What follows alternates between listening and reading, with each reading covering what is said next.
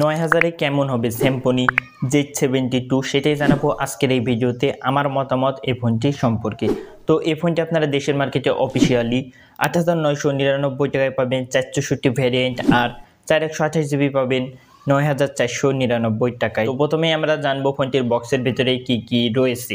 তো এখানে প্রথমেই ফোনটি পেয়ে যাবেন 10 ওয়াটের একটি চার্জার পাবেন, টাইপ সি কেবল রয়েছে, সিম ইজেক্টর পিন এবং কিছু কাগজপত্র। তাহলে দেখতে পাচ্ছেন ডিজাইনটি এখানে সুন্দর দেওয়া রয়েছে, 22 সেগমেন্ট অনুযায়ী ভালোই এখানে বলতে পারি। তো এই 22 সেগমেন্টে বেশিরভাগ ফোনেরই ডিজাইন ফ্ল্যাগশিপ থেকে ইন্সপায়ার বা কপি হয়ে থাকে, যেগুলো অনেকের কাছে ভালো লাগে, এরকম আইফোনের মতো ডিজাইন। ফোনটি হলো পুরোটাই প্লাস্টিক বিল্ডের, এখানে IP54 এর রেটিং পাচ্ছেন, যেটা ভালো বিষয় রয়েছে।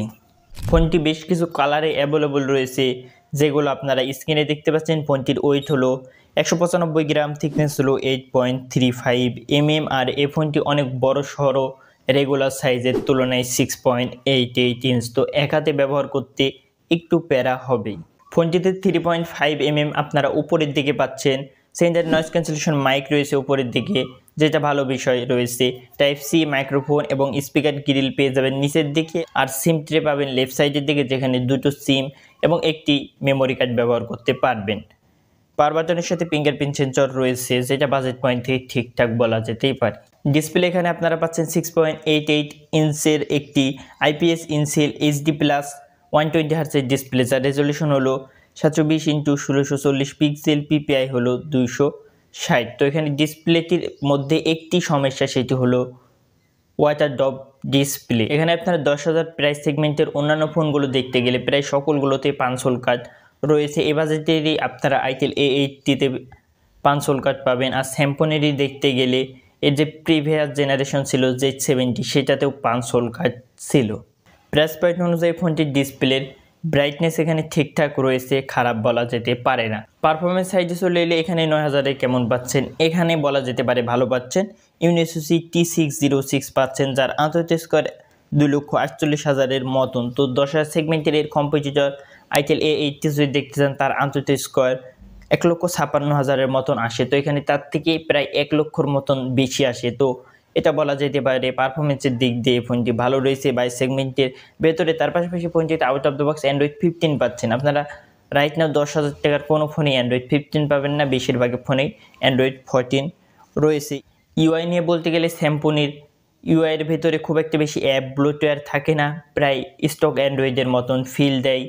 তবে এর ইউআইয়ের একটি খারাপ বিষয়, তাদের ফোনে আপডেট আসে না। তো স্যামসংকে এখানে আপডেটটি দেওয়া উচিত। আপনারা যদি আইটেলের ফোন বা অন্যান্য বিদেশি কোম্পানির ফোন নিতে যান, তাহলে সেখানে রেগুলার আপডেট আপনারা পাবেন। তো সেদিক দিয়ে এখানে কিছুটা স্যামসং পিছিয়ে অবশ্যই থাকছে। ব্যাটারি এখানে ঠিকঠাক রয়েছে, 5,000 mAh পাচ্ছেন, 10 ওয়াটের চার্জিং সাপোর্ট পাচ্ছেন, কানেক্টিভিটির ক্ষেত্রে ওয়াইফাই ব্লুটুথ পাচ্ছেন, NFC আয়ার ব্লাস্টার পাচ্ছেন না। আয়ার ব্লাস্টারটি এর জন্যই বললাম, কারণ রাইট নাও 10,000-এর ভেতরে বেশিরভাগ ফোনে আপনারা আয়ার ব্লাস্টার পাবেন, আর আয়ার ব্লাস্টার থাকলে রিমোট চালিত বাড়ির ডিভাইসগুলো কন্ট্রোল করা যায়। তো এটি একটি কাজের বিষয় রয়েছে।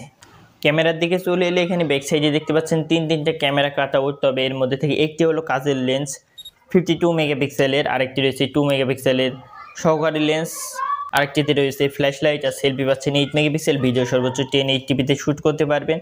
ছবি কোয়ালিটি বাজেট পয়েন্ট থেকে ঠিকঠাক রয়েছে, খুব একটা বেশি ভালো বা খুব একটা বেশি খারাপ বলা যেতে পারে না।